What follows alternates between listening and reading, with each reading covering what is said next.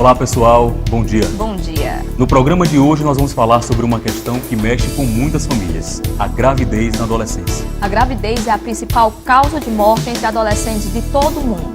E o risco de morte para recém-nascido aumenta em 60% se a mãe tem menos de 19 anos. Será que a questão da gravidez na adolescência está sendo discutida dentro de casa? É sobre este assunto que nós vamos falar no programa de hoje. Eu sou Edwin Carvalho. Eu sou Patrícia Silva. Está no ar o Cariri em Pauta.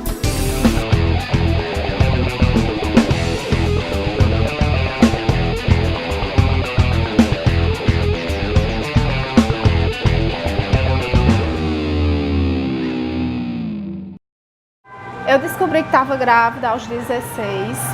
Minha gestação foi assim uma coisa, se levar para o lado psicológico, foi até um pouco conturbada. Mais ou menos um ano antes, meu pai faleceu. E quando eu estava grávida, aos 4 meses, minha mãe faleceu. Aí teve todo aquele, o começo da gravidez, como eu era nova e tal, teve aquela questão como eu ia dizer, porque aí já iam me ligar, o pai morreu, aí se soltou no mundo. Mas com o pai sempre veio, acho que todo adolescente passa por isso, a questão tirar ou não. Realmente a questão surgiu, mas eu acho que lá dentro eu sabia que ia dar certo. Contei à minha família. A princípio foi tudo ok. Já com o pai, não. Minha irmã queria que eu casasse, eu não queria, mas segui em frente. Quando eu descobri, eu cheguei no pai e disse, tá acontecendo isso. Ele disse, pô, tira. Vamos esperar.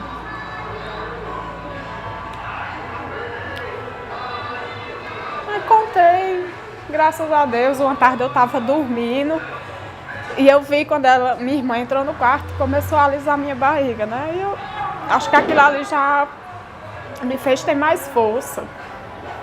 Eu só confirmei mesmo, eu já estava com 2 meses. Pronto, até hoje, graças a Deus, não me arrependo de ter seguido em frente. Ele tinha que ser ele. Aqui, meu filho, já vai completar 7 anos. A alegria da casa, o único bebê que tem aqui. Minha irmã sempre reclama que ninguém mais quer dar neta a ela, só tem ele. Diz oi, Bel. Eu sou Gabriel.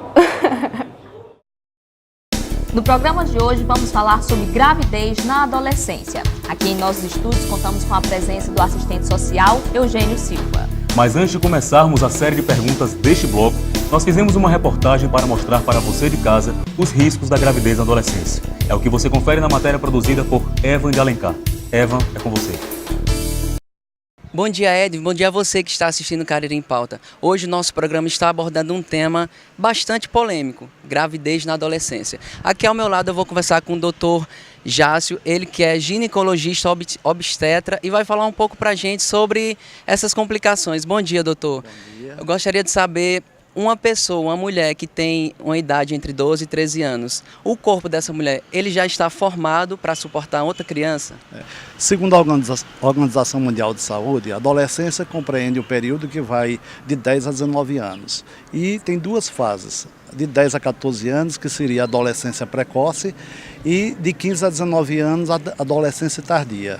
A adolescência precoce, de 10 a 14 anos, ainda está em formação.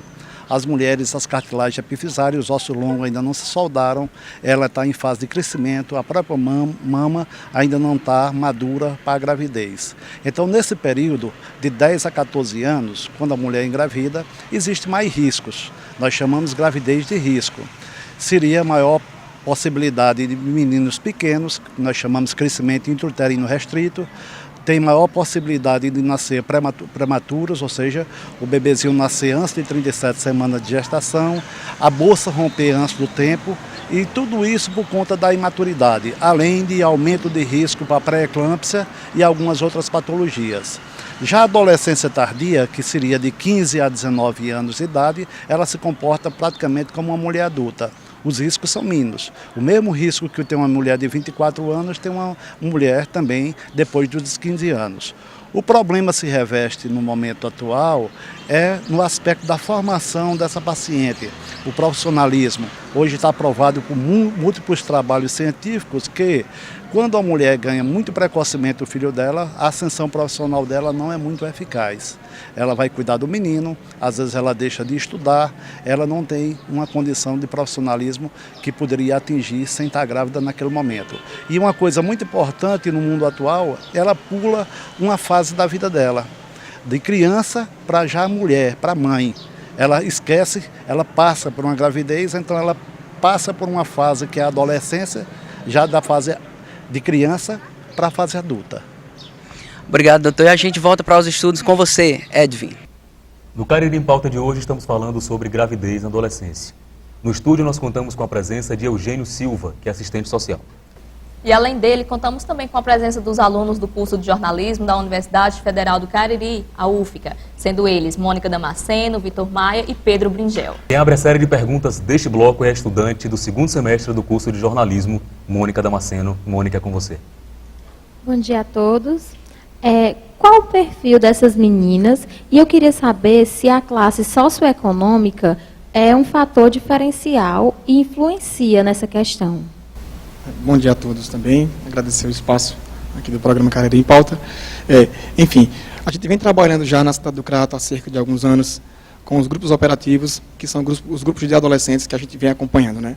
O perfil é a faixa do adolescente, de média de 10 a 17 anos, né, que a gente vem acompanhando já ao longo do tempo, e o fator socioeconômico ele interfere sim nessa questão. Por quê? A maioria das famílias que a gente vem atendendo, elas são de vulnerabilidade social muito baixa, ou seja, famílias muito pobres, em situações precárias mesmo. E aí isso acaba interferindo porque eles não têm uma estrutura adequada para educar realmente seus filhos, de fato. Então o serviço ele vem sim oferecer esse espaço para a gente dialogar e discutir essa temática que é tão relevante para a gente, né, através dos acompanhamentos psicossociais, psicólogos, assistentes sociais, pedagogos e os monitores desses grupos, que trabalham com eles semanalmente, né, nos 2 turnos de manhã e tarde, dentro do próprio CRAS. Essa aqui, o CRAS, é o Centro de Referência de Assistência Social, que trabalha com grupos operativos e de fortalecimento de vínculo, né, que traz esses adolescentes, crianças e a sua família para dentro do centro para trabalhar essa temática. Bom dia. Eugênio, por que o número de adolescentes grávidas na região do Cariri ainda é tão grande? Olha, esse número ele vem crescendo com o passar do tempo, pela questão seguinte: as famílias elas têm pouco acompanhado essas adolescentes. Então, a tendência desse número é aumentar cada vez mais. A falta da estrutura familiar acaba acarretando isso, a quebra cultural, o acesso à informação ele é mais escasso. Esses adolescentes, dentro da própria escola, eles não têm esse acompanhamento, eles não discutem esses tipos de questão, como a gravidez na adolescência, né, o como se deve trabalhar isso dentro de casa. Então, os serviços hoje da assistência de Crato, e eu acho que em todo o país, eles trabalham realmente nessa perspectiva de trazer essas informações para o adolescente. A apologia ao sexo, nas músicas, nos programas de TV, novela, e aí, assim, eles têm esse acesso à informação. E a tendência é que esse número ele venha a crescer mais ainda. A gente tem um número muito grande hoje de adolescentes, a gente acompanha adolescentes hoje dentro do centro, que já são mães, adolescentes de 14 e 15 anos que já são mães, né, algumas já estão gestantes, né, então a gente vem trabalhando, tentando coibir esse problema, que a gente sabe que isso é um problema social, porque eles não têm esse acompanhamento dentro da própria família. Então, esse número ele vem crescendo, a gente vem com esse trabalho tentando diminuir e reduzir essa questão da gravidez, né, com os acompanhamentos psicológicos e sociais, e o Crato ele tem feito sim, um trabalho significativo na construção dessa temática, na construção desse problema ser reduzido dentro dos grupos operativos que a gente acompanha dentro do próprio CRAS, junto com a Secretaria Municipal de Assistência, né. Temáticas, palestras, rodas de conversa são realizadas para que a gente trabalhe, debata e discuta isso com os próprios adolescentes. Eugênio, você falou da supervalorização do sexo na mídia, nas novelas, filmes, músicas. Qual seria, então, uma alternativa para o jovem diante de tais circunstâncias, para não se enquadrar nessa perspectiva de gravidez na adolescência? Olha, uma das alternativas iniciais que a gente poderia elencar aqui seria o acompanhamento familiar. Na ausência desse acompanhamento, a gente sabe que, constitucionalmente falando, é dever da família, do Estado e da sociedade, né? Trabalhar com essa questão, trabalhar com os seus familiares, crianças e adolescentes. Tem que ser feito um trabalho, eu acho que inicialmente dentro da própria escola, onde hoje, segundo a gente já sabe, é a segunda casa desses adolescentes, dessas crianças. Né? E por que eu falo crianças? Porque a gente sabe que ainda, dentro de uma faixa etária irrelevante, crianças e adolescentes ainda estão também nesse perfil de gravidez. Né? Então, o trabalho tem que ser feito primeiro com a educação. A educação tem que trabalhar essa criança dentro da escola, trazer temáticas relevantes para que se discuta isso dentro do próprio espaço escolar. E, em seguida, a assistência social, né, a cultura, e aí vem trabalhando com essa questão de tentar reduzir isso, de tentar coibir e informar isso para os próprios adolescentes, para as próprias crianças, dentro desse espaço educacional. Essas adolescentes, elas possuem todo um padrão de vida, uma vida social estável. Quais os problemas psicológicos que podem acarretar uma gravidez não desejada? Olha, é um problema, sim, relevante. A gente sabe que essa situação e essa problemática, ela causa, sim, vários danos para o próprio adolescente que está em fase de formação, né? Saindo de uma infância para a adolescência, da adolescência para a juventude. E a violência chega a ser uma violência psicológica. O adolescente ele chega a ser mãe, a adolescente ser mãe muito cedo, né? E ela se acha inútil, ela se acha improdutiva, ela se acha uma pessoa feia, ela se acha uma pessoa que, para a sociedade, não tem nenhum valor. Porque uma jovem de 14, 13 anos que já é mãe, ela vai achar que ninguém vai mais querer ter algum contato com ela, né? Então, assim, a família acaba excluindo essa própria adolescente, por ela ter rompido essa quebra de barreira cultural, que antes não existia.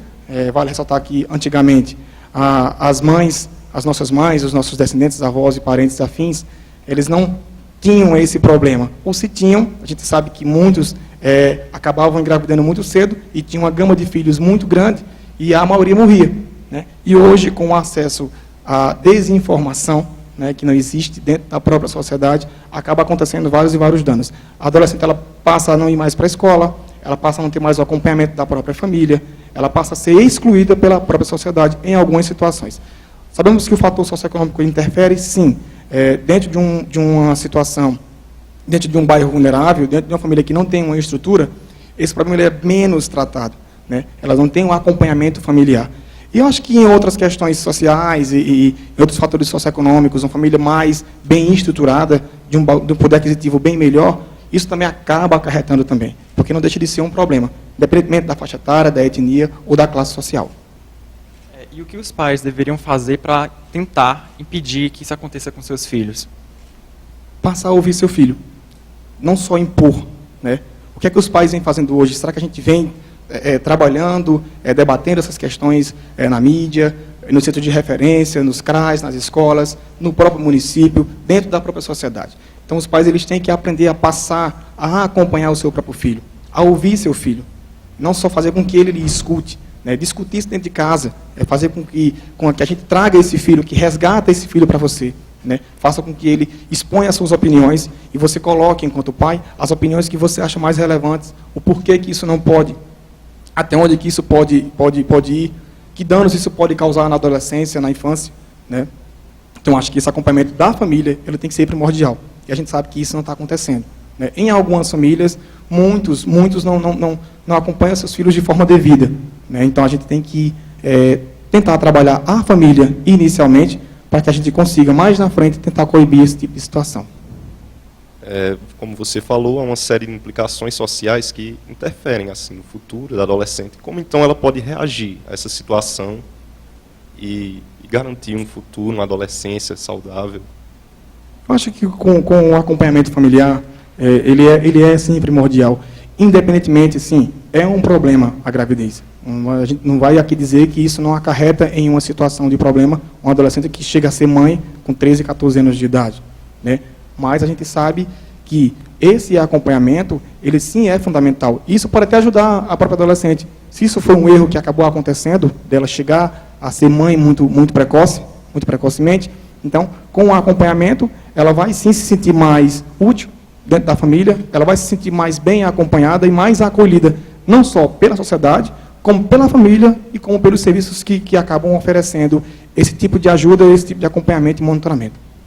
Chegamos aqui ao final do primeiro bloco do nosso programa. Vamos agora para o nosso intervalo, voltamos daqui a pouquinho. Não saia daí.